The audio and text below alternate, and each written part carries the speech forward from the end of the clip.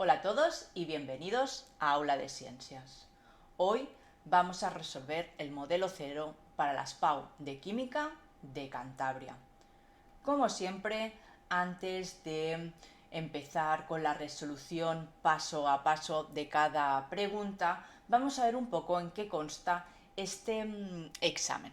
Pues bien, consta de 3 apartados. El primero de ello tiene 2 preguntas, de las cuales solo tenéis que resolver una de ellas. Después tenemos otro apartado, el apartado 2, donde hay 4 preguntas, de las cuales solo tenéis que hacer 3, es decir, hay una que no la tenéis que hacer. Como siempre, mi recomendación es que os leáis todas las preguntas, intentéis plantear de una forma muy rápida porque no tenéis mucho tiempo cada ejercicio y decir, mira, pues este ejercicio se tiene que hacer así, haría esto, vale, pues este lo sé hacer, pues bueno, pues me pongo, ¿de acuerdo? Y que siempre empecéis a hacer los ejercicios que veáis que tenéis más por la mano, no hagáis primero el 1, luego el 2, luego el 3, podéis hacer primero el 4, luego el 5, luego el 1, porque que vosotros os vayáis sintiendo cómodos y poco a poco ganáis esa confianza para que el examen os salga bien. Y por último tenemos el apartado 3, donde hay una pregunta obligatoria. Pues bien, en total tendréis que realizar 5 ejercicios de todos los que tenéis aquí. Pero como sabéis, yo ahora lo que voy a hacer es resolver todo el examen, apartado por apartado, pregunta por pregunta, para que tengáis todo el conocimiento y así a la hora de practicar vosotros podáis practicar más temas diferentes. Empezamos. En el apartado 1 tenemos la pregunta 1 y la pregunta 2 y vamos a empezar con la pregunta 1 y como siempre vamos a hacer toda la lectura y después volvemos a hacer una segunda lectura ya apuntando los datos y resolviendo. Pero recordad que es muy importante hacer primero una lectura general para saber todo lo que nos piden. Pues bien, en la pregunta 1 nos dice que considere los pares de compuestos amoníaco, metano y cloruro de potasio. A. Razona cuál tiene un punto de ebullición mayor en cada uno de los pares. B. Razona cuál o cuáles de los 3 compuestos es soluble en agua y cuál o cuáles no lo son.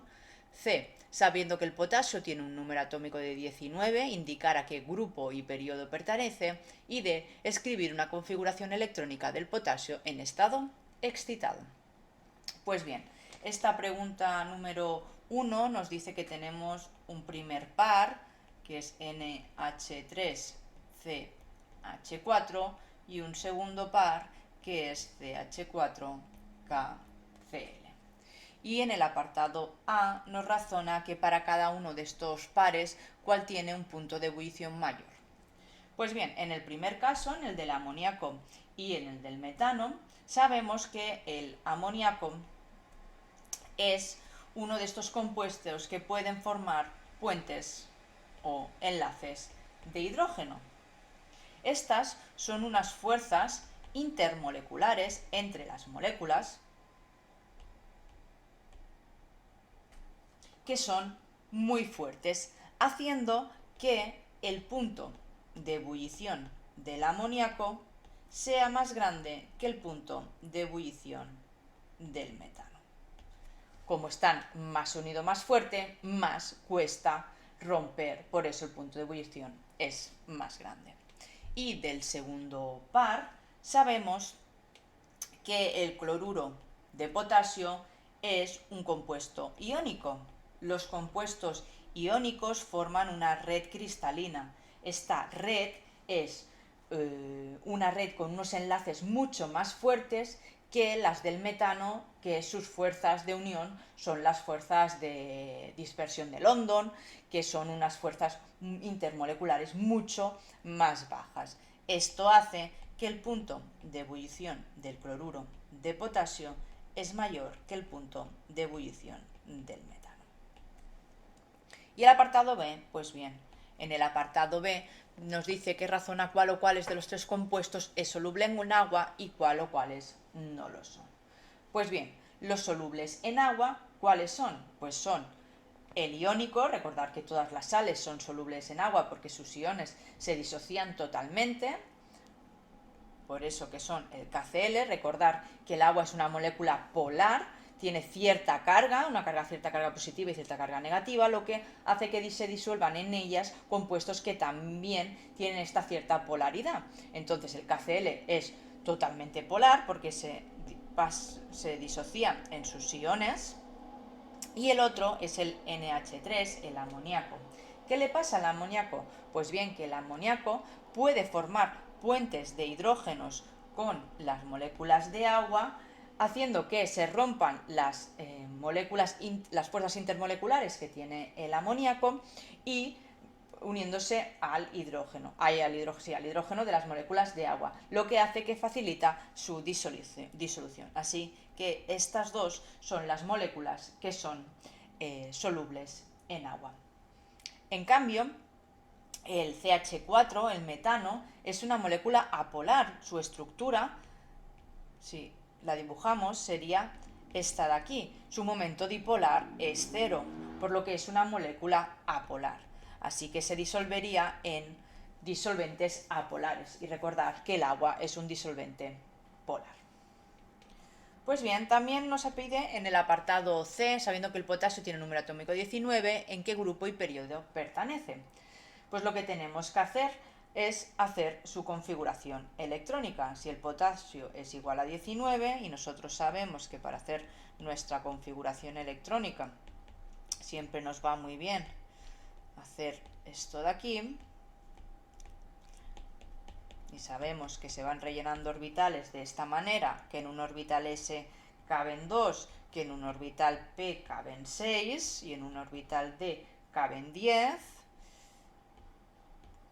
Tenemos 16, 18, 19, pues 4s1. Esta es la configuración electrónica del potasio. ¿Qué nos piden? El grupo y el periodo. Pues bien, para el grupo y el periodo lo que tenemos que buscar es la capa de valencia, la última capa. En este caso, esta de aquí. Recordar que para la última capa siempre es ns, np, n-1d, n-2 F en el caso que lo tengamos. En este caso, el máximo es 4, pues 4S, 4 sería el 4S, 4P, 3D, 2F. No existe, 4S1 es lo único que tenemos. Esto nos indica que la N es igual a 4. N es igual a 4 nos indica que su periodo es el 4. ¿Y cuántos electrones de valencia tiene? De electrones tiene 1 en esta capa de valencia. Esto nos indica que su grupo es el 1. Y esto sería este apartado C. Y en el apartado D, en el último, nos pide que escribamos una configuración electrónica del potasio en estado excitado. ¿Qué significa que esté en estado excitado? Pues significa que un electrón ha saltado a otro orbital. Fijaros que después del 4s tendríamos el 3d. Pues su configuración electrónica sería la misma, simplemente que este último electrón, este 4s1, en vez de estar en el 4s1 estaría en el 3d1 y 4s0. Esto sería una configuración electrónica del potasio en estado excitado. Si pasamos ahora a la pregunta 2, nos dice: razona qué tipo de hibridación presenta el átomo de carbono en la molécula CCl4. B. ¿De qué tipo y cómo será la fortaleza en los enlaces que forman entre sí moléculas del compuesto de cloruro de carbonio? C. Sabiendo que el aluminio tiene un número atómico igual a 13, escribir su configuración electrónica.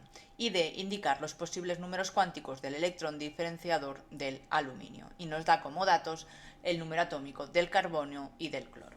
Pues bien, en esta pregunta 2 nos dice en el apartado A que digamos qué tipo de hibridación presenta la molécula de cloruro de carbono 4. Pues bien, lo que tenemos que hacer es la estructura de Lewis de esta molécula y, como siempre, tenemos que hacer que se cumpla el octete, haciendo que alrededor de cada uno de estos haya 8 electrones. Recordar que el carbono tiene 4 y que cada cloro tiene 7. Cada cloro cogerá un electrón del carbono y quedarán 1, 2 y 3 pares libres encima de cada cloro. Pues bien, teniendo esta molécula, lo que sabemos es que cada enlace 1, 2, 3, 4 representa un tipo de hibridación. La S, la P, la otra P y la otra P. Una S, un orbital S, 3 orbitales P, 3 P's. Así que el hibridación del átomo central, que es el de carbono de esta molécula, es la hibridación sp3. El apartado B nos dice que de qué tipo y cómo será la fortaleza en los enlaces que formarán entre sí moléculas de cloruro de carbono, es decir, las fuerzas intermoleculares. Pues bien, esta molécula es una molécula polar, al igual que hemos visto en el ejercicio anterior. Su estructura es esta de aquí, teniendo un momento dipolar igual a 0. Las moléculas que son apolares o no polares entre sí pueden formar diferentes tipos de enlaces, entre los que se llaman fuerzas de Van der Waals.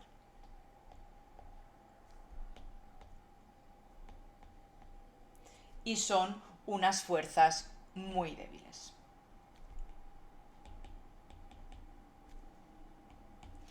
En el apartado C nos dice que si sabiendo que el aluminio tiene un número atómico 13, escribir su configuración electrónica, pues bien, al igual que hemos hecho antes, el aluminio Z igual a 13, sabemos que es 1s2, 2s2, 2p6, 3s2, tenemos 6, 7, 8, 9, 10, 11, 12, nos falta 1, 3p1. Esta es la configuración electrónica del aluminio.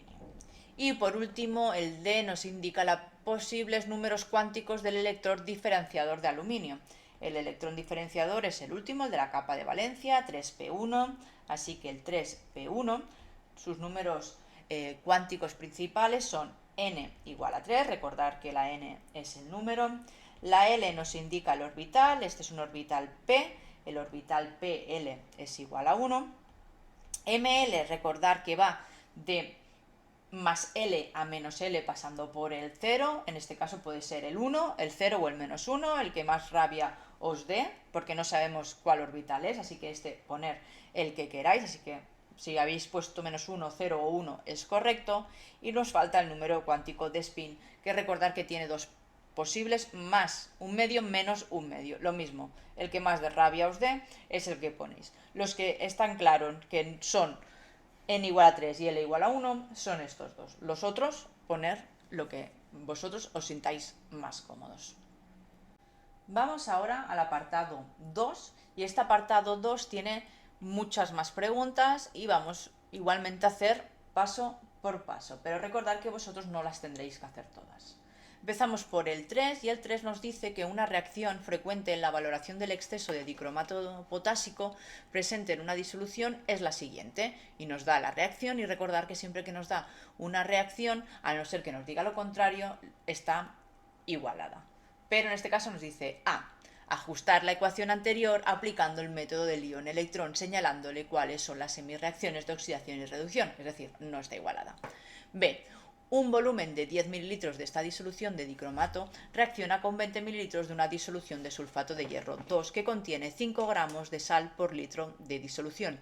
Calcular la concentración molar de la disolución de dicromato potásico. Y fijaros que nos dan como datos las masas atómicas de cada uno de los elementos presentes en la reacción. Pues bien, como siempre, yo lo que hago en tipo de reacciones es copiar la reacción, K2, CR2O7 más H2SO4 más FSO4 da K2SO4 más F2SO4 y por último, faltan dos cosas, CR2SO4 más agua.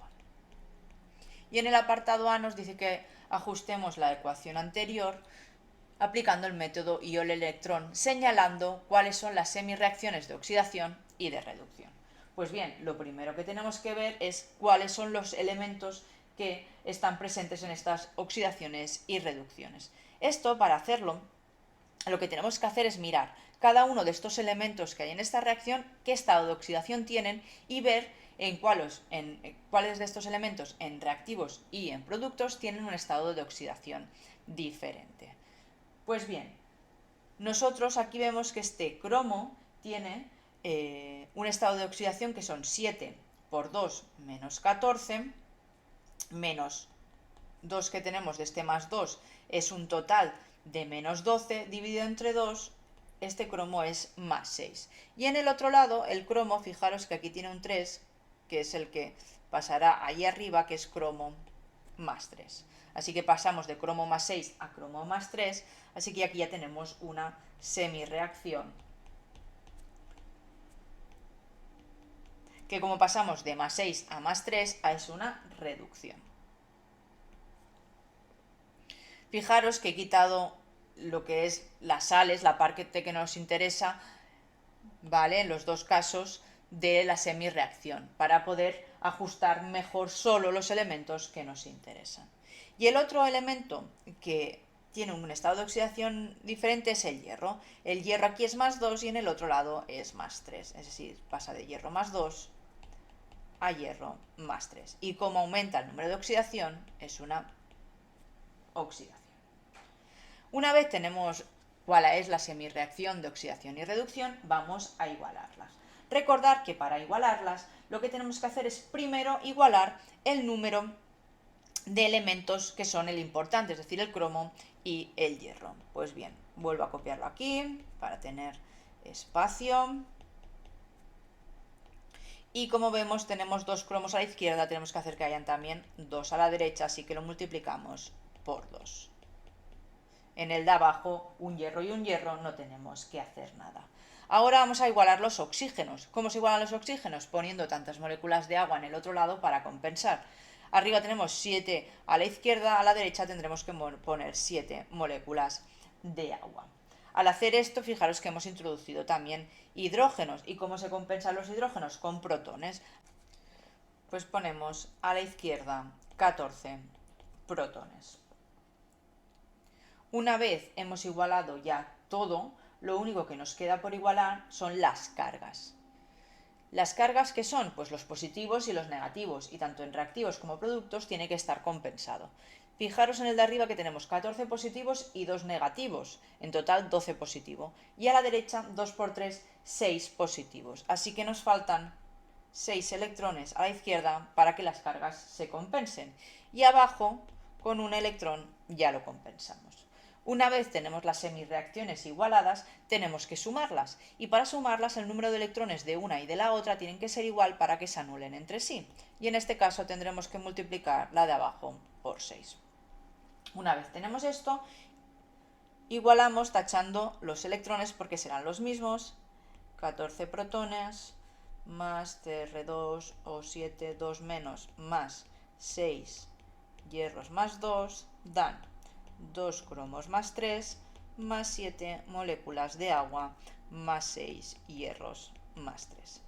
Y esto sería las dos semirreacciones juntas igualadas, la reacción de oxidación igualada.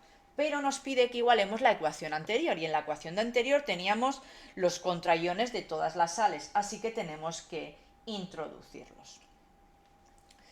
¿Los hidrógenos con quién estaban? Pues fijaros que los hidrógenos estaban con moléculas, haciendo moléculas de ácido sulfúrico. Pues si tenemos 14 hidrógenos, ¿cuántos sulfuros necesitaríamos? Necesitaremos 7.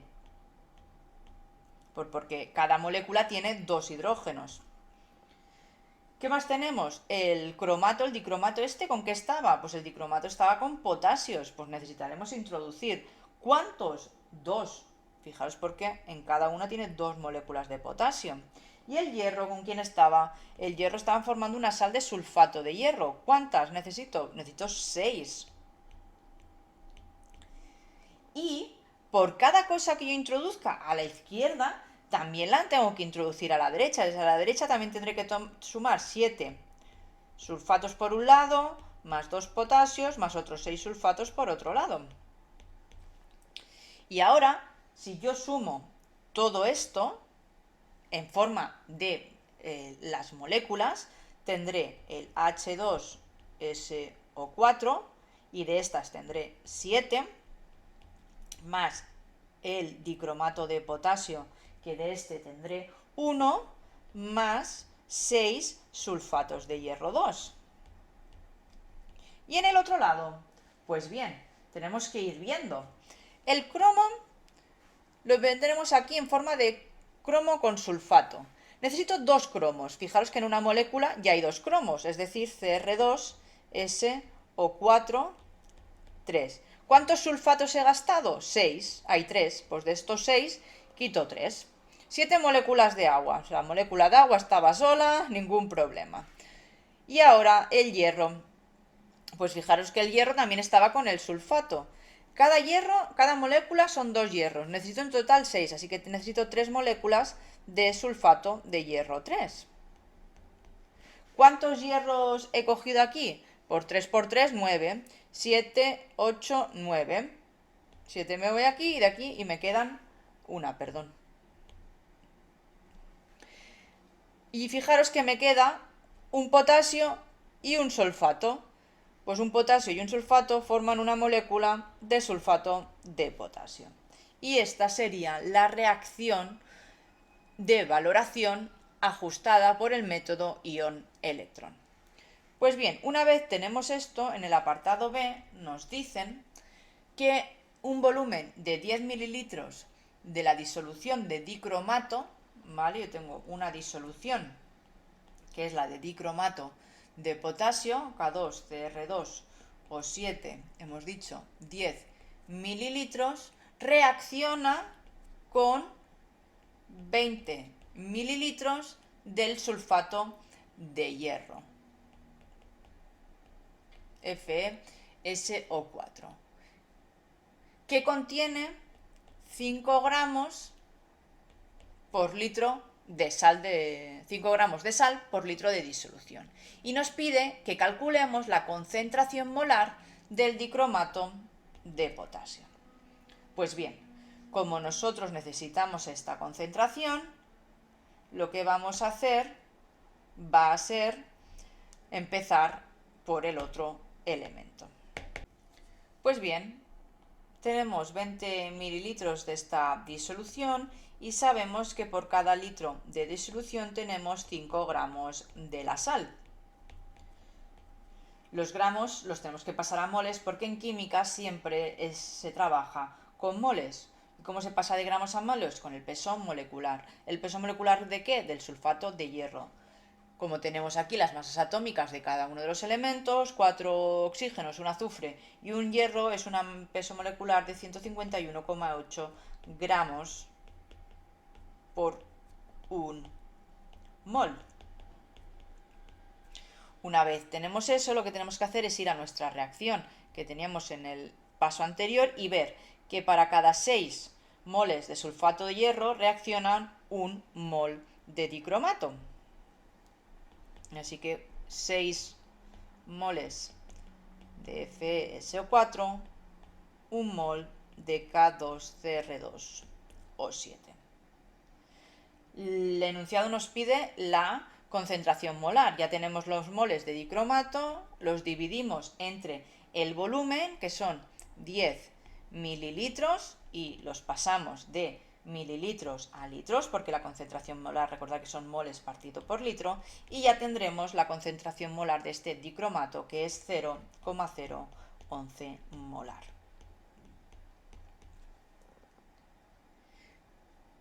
Y con esto tenemos esta pregunta 3 acabada. Seguimos con la pregunta 4, que nos dice que al pasar una corriente eléctrica por una disolución acuosa de nitrato de cobalto 2, se desprende oxígeno en el ánodo y se deposita cobalto en el cátodo. Calcule A. La intensidad de la corriente que se necesita para depositar 8,42 gramos de cobalto de una disolución acuosa de nitrato de cobalto en 35 minutos. Y B. El volumen de oxígeno gaseoso medido en condiciones normales que se desprende en el ánodo. Y de datos nos da la constante de Faraday y las masas atómicas del nitrógeno, oxígeno y del cobalto. Pues bien, esta pregunta 4 nos está diciendo que hacemos pasar una corriente eléctrica en una disolución de nitrato de cobalto 2 y que esto hace que se desprenda oxígeno en el ánodo y se deposite cobalto en el cátodo. A.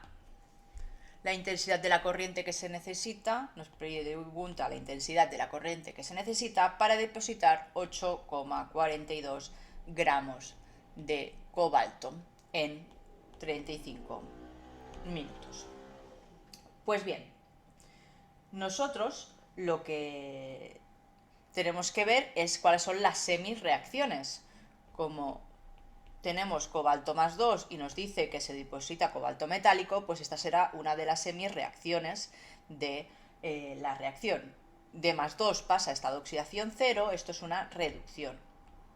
Así que en la reducción tendremos, en la semirreacción de reducción, tenemos esta reacción de aquí, de 2 cobaltos más 2 cobaltos, y si la igualamos, lo único que tenemos que hacer es añadir los 2 electrones.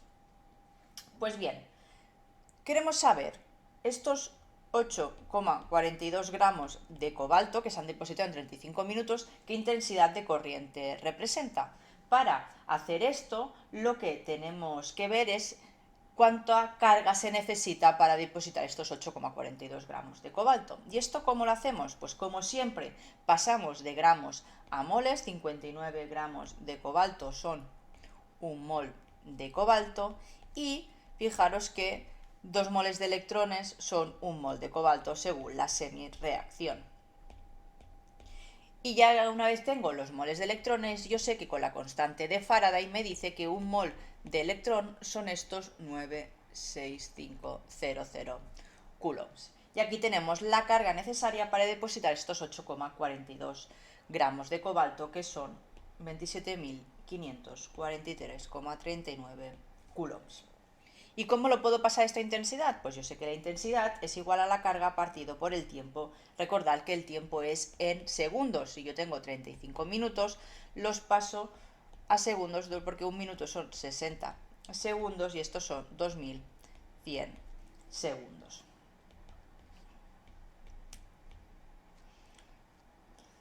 Y la carga, estos 27.543,39, la intensidad de corriente era de 13,12 amperios necesaria para depositar estos 8,42 gramos de cobalto. Y en el apartado B, ¿qué nos decía? Pues nos preguntaba en el apartado B el volumen de oxígeno gas medido en condiciones normales que se desprende en el ánodo.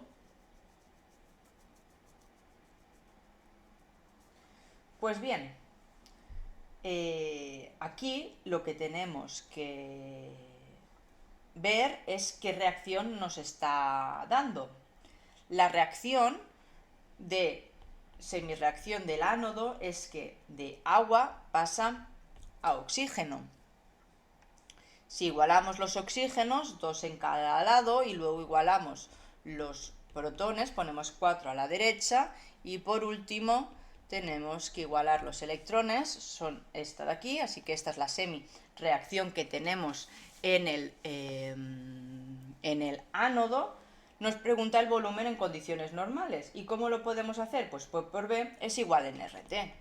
P por B es igual a NRT, el volumen es lo que nos pide, la presión, la R y la temperatura, la R es una constante y la presión y la temperatura las tenemos porque nos dice que es en condiciones normales, es decir, una atmósfera por el volumen, que nos lo dará en litros, porque cuando trabajamos en atmósferas son en litros. Número de moles no lo sabemos de momento, R es una constante, 0,082 cuando trabajamos en atmósferas y litro, y la temperatura en condiciones normales son 273, y recordar que siempre en grados Kelvin. ¿Y cómo puedo saber los moles de oxígeno que se han formado? Pues bien, hemos visto que con el cobalto, los 8,42 gramos de cobalto equivalían a 27.543,39 coulombs. Pues bien, yo si vuelvo para atrás sé que con la constante de Faraday tantos coulombs son 1 mol de electrones, por la semirreacción anterior 4 moles de electrones son 1 mol de oxígeno. Con esto tengo 0,071 moles de oxígeno. Ahora sustituyo estos moles en esta ecuación de aquí y tengo que el volumen es de 1,59 litros.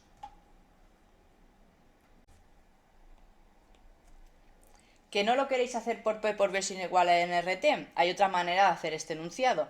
Tenemos que hacer la semirreacción igual y pasar los coulombs a moles de oxígeno, pero también podéis saber que en condiciones normales 22,4 litros son un mol.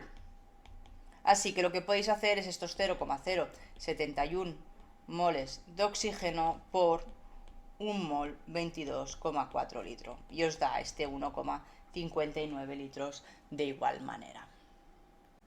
Pues bien, seguimos ahora con la pregunta 5, una penúltima pregunta de este apartado 2, que nos dice que el hidróxido de calcio es insoluble y su producto de solubilidad vale 5 por 10 a la menos 6. A. Calcula la máxima cantidad de moles del hidróxido que se podría disolver en un litro. B. Calcula el pH de una disolución saturada de hidróxido de calcio. C. Indica y razona algún procedimiento que incremente la solubilidad del hidróxido. Y D. Razona si la adición de una sal soluble de calcio disminuiría la solubilidad.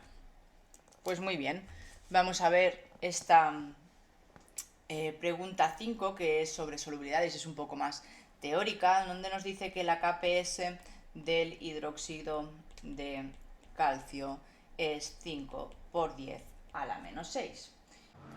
Disculpar, pero vamos a hacer este añadido al vídeo de esta pregunta número 5, en la que en el apartado A, en el vídeo anteriormente colgado, no estaba del todo bien explicado el apartado 5A, y para ello vamos a replantear este ejercicio 5, apartado A, que nos decía que calculemos la máxima cantidad de moles de hidróxido que se podrían disolver en un litro. Pues bien, nosotros tenemos nuestra reacción, que es que el hidróxido de calcio pasa a calcio más 2 más los iones hidróxido. Esta reacción se tiene que igualar, por lo que aquí va un 2, y sabemos que esta es la solubilidad que aquí y la concentración de OH negativos de solo el hidróxido, el ion hidróxido, es 2S.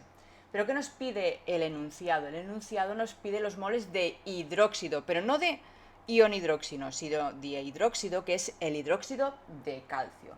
Para ello, nosotros sabemos que la KPS es igual a 5 por 10 a la menos 6, y que esto es igual a la concentración de ion calcio por la concentración de ion hidróxido al cuadrado. Y esto es igual a S por 2S al cuadrado. Es decir, que esto es igual a 4S a la 3. Si ahora aislamos la S, que es la solubilidad, nos da 0,011 moles partido por litro. Y esta es la solubilidad del hidróxido de calcio. Pero lo que nos pide es que en un litro, ¿cuántos moles se pueden disolver? Pues bien, por factores de conversión, en un litro de la disolución por en un litro 0,011 moles del hidróxido, que es hidróxido de calcio.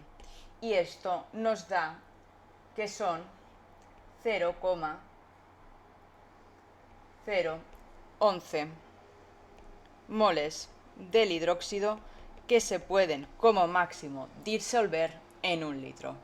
Hecho este apartado, vamos a seguir con el vídeo original. Y en el apartado B nos pide el pH de esta disolución saturada. Pues bien, recordar que el pH es igual al menos logaritmo de la concentración de protones y que 14 es igual a pH más pOH. Yo lo que tengo es la concentración de OHs, que es 2 por la solubilidad, que son 0,011, es igual a 0,022 molar. Pues bien, yo de aquí puedo calcular el pOH, que recuerda que es el menos logaritmo de la concentración de OH negativos, es decir, 0,022 es 1,66, entonces el pH es igual a pOH menos 14 menos pOH. Menos pOH más 14. ¿De acuerdo? Es decir, 14 menos 1,66, que son 12,34. También lo que puedo hacer es otra manera, es decir, yo sé que la K subwater es igual a 10 a la menos 14, que es igual a la concentración de protones por la concentración de OH negativos. La concentración de OH negativos es este 0,022 y de aquí saco la concentración de protones, que serán pues 1 exponente a la menos 14 dividido entre 0,022 es 4,55 por 10 a la menos 13. Y ahora que tengo la concentración de protones, puedo de aquí sacar el pH. Y el pH me da 12,34, al igual que de la otra manera. Es decir, lo puedo hacer de estas dos formas diferentes. Y en el apartado C nos dice que indica y razona algún procedimiento que incremente la solubilidad del hidróxido. Pues bien, si lo que queremos hacer es incrementar la solubilidad, aumentar la solubilidad, lo que tenemos que hacer es que la reacción se desplace hacia la derecha. ¿De acuerdo? Para que la reacción se desplace hacia la derecha, una de las cosas que podemos hacer es ir eliminando los productos. Tanto el OH negativo como el calcio más 2. ¿Cómo podemos hacer esto? Pues bien, si añadimos un ácido, protones, estos protones reaccionarán con el OH para formar agua, desplazando la reacción a la derecha. Y esto ya sabemos que es por Le Chatelier, ya que al hacer eliminar uno de los productos, la reacción lo que hace es compensar esta pérdida desplazándose hacia la derecha, y lo que haría sería aumentar la solubilidad. También podríamos hacer más cosas, como por ejemplo eliminar el calcio. ¿Cómo? Pues añadir algo, un agente quelante que reaccione con este calcio y se elimine. ¿De acuerdo? Hay diferentes opciones y cosas que se pueden hacer para aumentar la solubilidad. Y en el apartado D nos dice que si la disolución de una sal procedente de amoníaco razonar si la adición, estaba leyendo la pregunta 6, razonar si la adición de una sal soluble de calcio disminuirá o la solubilidad, si disminuirá la solubilidad. Pues si añadimos otra sal, una sal cualquiera, CaX, que sea una sal soluble, esto significa que la sal se disociará totalmente en sus iones, que serán el calcio más y el contraión.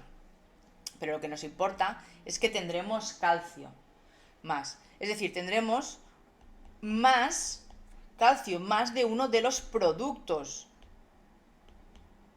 Al tener un exceso de uno de los productos, por Le Chatelier lo que hace es compensar este exceso, haciendo que la reacción se desplace hacia la izquierda, hacia los reactivos, lo que implicará que la solubilidad será más baja. Así que sí, al introducir una sal soluble de calcio, la solubilidad del hidróxido de calcio disminuirá. Y ahora vamos a hacer el último ejercicio de este apartado 2, que es la pregunta número 6. Y esta pregunta número 6 nos dice que la constante de basicidad del amoníaco es 1,8 por 10 a la menos 5 a 25 grados centígrados. Determinar A, la concentración de las especies iónicas en una disolución 0,2 molar de amoníaco, B, el pH de la disolución, C, el grado de disociación del amoníaco, y D, la disolución de una sal procedente del amoníaco, cloruro amónico, será ácida, básica o neutra, y nos pide que lo razonemos. Pues bien, en este ejercicio 6 lo que nos da es la K sub B del amoníaco, que es 1,8 por 10 a la menos 25, y esto a 25 grados centígrados. A. la concentración de las especies en una disolución 0,2 molar de amoníaco. ¿Qué nos quiere decir esto? Pues bien, que nuestro amoníaco es una base, como todas las bases reaccionan con el agua formando el ácido y la base correspondiente, y nos dice que al inicio tenemos 0,2 molar de amoníaco, nada de aquí, y que tendremos al equilibrio. Pues bien, en el equilibrio tendremos 0,2 menos x y x. Si la K sub B es igual a 1,8 por 10 a la menos 5, esto es igual, recordamos, a la concentración de productos dividido entre la concentración de reactivos, que en este caso, si sustituimos, son x al cuadrado dividido entre 0,2 menos x. Aquí podemos resolver la x como una ecuación de segundo grado. Recordad que os darán dos resultados, normalmente será uno positivo y uno negativo, descartáis el negativo. En el caso de que os den dos positivos, uno será inferior a 0,2 y otro será superior. Esta x no puede ser mayor a 0,2, sino porque este número será negativo. Así que os quedáis con ese valor. Otra forma de hacerlo es asumiendo que esta x será muy baja, asumo que es 0, y x me dirá que es igual a 0,0019 molar. Pero el enunciado me pide la concentración de las especies iónicas, es decir, la concentración de NH4+ será igual a la concentración de OH negativo y es igual a 0,0019 molar. El apartado B nos pide el pH. Pues bien, antes ya lo hemos hecho, el pH es igual al menos logaritmo de la concentración de protones. Pero yo no tengo protones, yo lo que tengo son OHs. Pues igual que antes tengo dos formas de hacerlo, ¿de acuerdo? Yo ahora voy a decir que el logaritmo de la concentración de OHs negativos es igual al pOH, que será igual al menos logaritmo de 0,0019, y esto me da 2,72 de pOH. Y sé que el pH es igual a 14 menos el pOH. Así que 14 menos 2,72 dan 11,28. Y este será el pH de esta disolución de amoníaco. ¿Y el apartado C qué nos pide? Pues nos pide el grado de disociación de amoníaco. Nosotros antes, cuando hemos hecho las concentraciones de cada uno, hemos hecho esta X en el equilibrio. Pues ahora vamos a ver cómo lo podemos hacer, pero con el grado de disociación. El grado de disociación nos indica cuántas partes del total, de una parte que es el total, se disocia y cuántas se forma. Pues si yo al inicio tengo 0,2 nada y nada, en el equilibrio lo que tendré es este 0,2 multiplicado por la parte que no se ha disociado, es decir, 1 menos alfa. Y del amoníaco y del hidrógeno tendré 0,2 por alfa, que son la parte que sí se ha disociado. Esto yo ahora lo puedo sustituir a la K sub B y obtener alfa al igual que hemos obtenido X. Pero como yo ya tengo X, que es 0,0019 y es igual a alfa multiplicado por 0,2, puedo obtener de una forma mucho más sencilla alfa, que es igual a 0,0095. Y esto implica que es un 0,95%, porque alfa, recordar que es en tanto por 1. Y este es el grado de disociación del amoníaco. Y por último, en el apartado D, nos dice que la disolución de una sal procedente de amoníaco del cloruro de amonio nos pregunta si será ácida o base. Nos pregunta qué pH tendrá. Pues bien, recordar que siempre cuando tengamos una sal y nos pida cuál es el pH, lo que tenemos que hacer es ir viendo qué pasa a esta sal cuando se disocia en agua. Una sal en agua se disocia totalmente en sus iones. Los iones amoníaco, el ion amonio, y cloruro. Punto. El amoníaco el ion amonio, viene del amoníaco, ¿de acuerdo? Y cuando reacciona con el agua se crean protones. Y nosotros sabemos que esto tiene una K sub B, por lo que es una reacción de equilibrio, ¿va? Cada uno de los lados. Y el cloro iría al ácido clorhídrico o al cloruro de hidrógeno y se formarían OHs. Pero nosotros sabemos que todos los ácidos de los haluros son ácidos fuertes, por lo que esta reacción no se puede llevar a cabo y esto no se acabaría formando. Así que lo que tendríamos en la reacción sería todo esto de aquí. ¿Qué es lo que nos dice si es pH?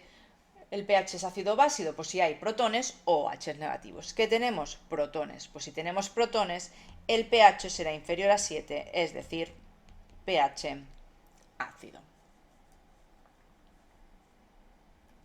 Pues bien, acabamos el modelo 0 con el ejercicio 7, que nos dice que consideren los pares de compuestos siguientes: cisbuteno 2, cisbut 2-eno y el metilpropeno, y 2 etilmetiléter y el propan 1-ol. Y por último el tercero, que es el but 1-eno y el but 2-ino. Y de estos pares de compuestos nos dice A. Indicar y razonar si los pares de compuestos son isómeros y en su caso de qué tipo de isomería se trata. En qué pares que no sean isómeros entre sí, escribir un isómero de cada uno de ellos. B. En la adición de agua en medio ácido al buta un eno, qué compuesto se obtendrá preferentemente, y C. En una oxidación del propan 1-ol, qué compuesto puede obtenerse. Pues bien, vamos a hacer este ejercicio 7, que recordar que es obligatorio. Este apartado 3 solo tiene un ejercicio y es obligatorio, y tenemos estos pares de ejercicio de compuestos orgánicos y nos dice en el apartado A que indiquemos y razonemos si los pares de compuestos son isómeros y en su caso de qué tipo de isomería se trata. Pues bien, en el primer caso, que tenemos el cis but 2-eno y el metilpropeno, tenemos que son estos compuestos de aquí. Cis, los sustituyentes hacia el mismo lado,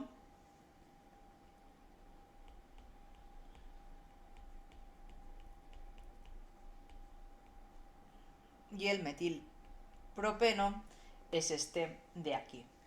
Fijaros que, aparte de hacer la estructura para saber qué tipo de isómeros son, está bien que escribamos su fórmula compacta, C4H4, y ahora veamos, tienen la misma fórmula, perfecto. Tienen el mismo grupos funcionales, perfecto, pero la diferencia es que el grupo funcional está en diferentes sitios. Así que estos son isómeros estructurales.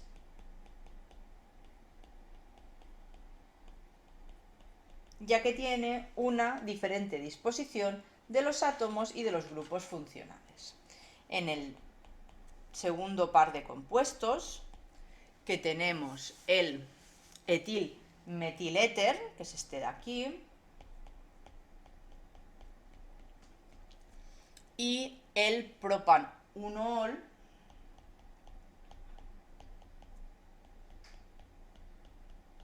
y como antes miramos su fórmula compacta.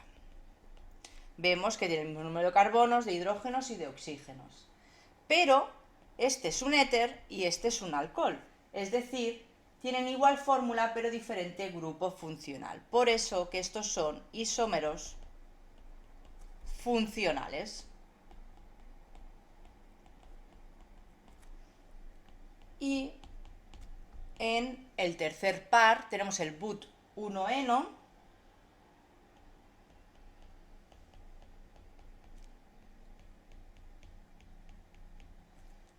y el but 2-ino.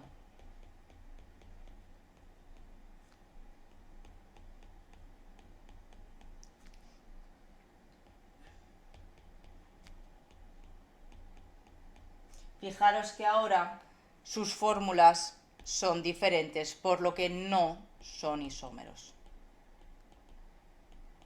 ¿De acuerdo? Estos dos compuestos no son isómeros. Y nos dice que en aquellos pares que no sean isómeros entre sí, escribir un isómero de cada uno de ellos. Pues bien, ¿cómo podemos hacer un isómero de cada uno de ellos? Pues cambiar el doble enlace a otra posición, en este caso, y aquí cambiar el triple enlace en otra posición. Y estos serían sus isómeros correspondientes. En el apartado B nos dice que la adición de agua en medio ácido sobre el but1-eno, es decir, CH2 doble enlace, CH2, CH3 más agua en medio ácido, protones, ¿qué compuestos se obtendrá preferentemente? Pues bien, cuando vemos un doble enlace, lo que tenemos que ver o saber es que lo que se hará será incorporar una molécula de agua a este doble enlace. Este enlace de aquí atacará a uno de los dos, al hidrógeno o al OH, y este par irá aquí para formar la molécula con el hidróxido correspondiente.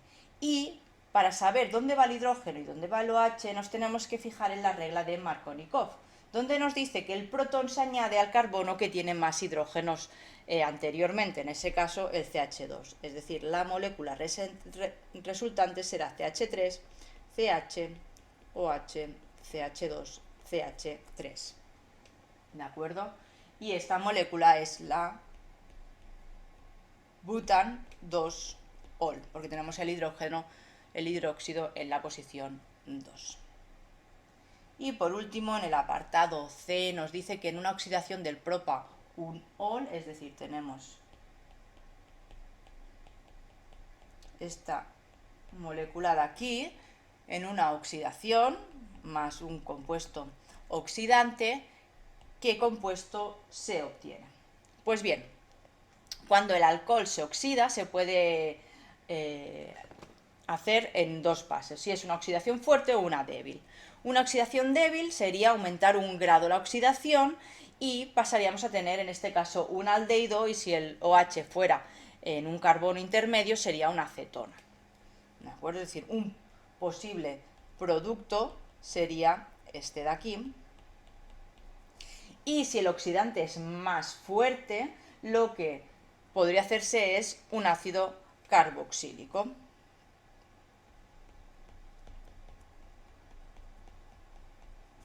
Vale, entonces estos dos serían los dos productos que se podrían dar en una oxidación del propan 1-ol. Uno si fuera una oxidación más fuerte y otro más débil. Y serían el propanal y el ácido propanoico. Y con esto hemos acabado de resolver todos los ejercicios de este modelo 0 de Cantabria. Como siempre os digo, si aún después de haber visto este vídeo seguís teniendo dudas, podéis enviarme un correo a aida.aulasciencias@gmail.com o en cualquiera de las redes sociales en las que me podéis encontrar, que me encontraréis en todas como @auladesciencias, y me decís, oye, el ejercicio tal de tal examen no he sabido entenderlo bien, ¿me puedes ayudar un poco más? Y yo, sin ningún tipo de problema, os ayudaré. Ya sabéis que para eso hago estos vídeos, para ayudaros a que comprendáis bien todos los ejercicios, tengáis una muy buena preparación para las PAU 2025 de Química. Muchísimas gracias por seguirme. Recordad que si os ha gustado el vídeo, darle like, compartir y comentar, que eso me ayuda mucho, y nos vemos en el siguiente vídeo.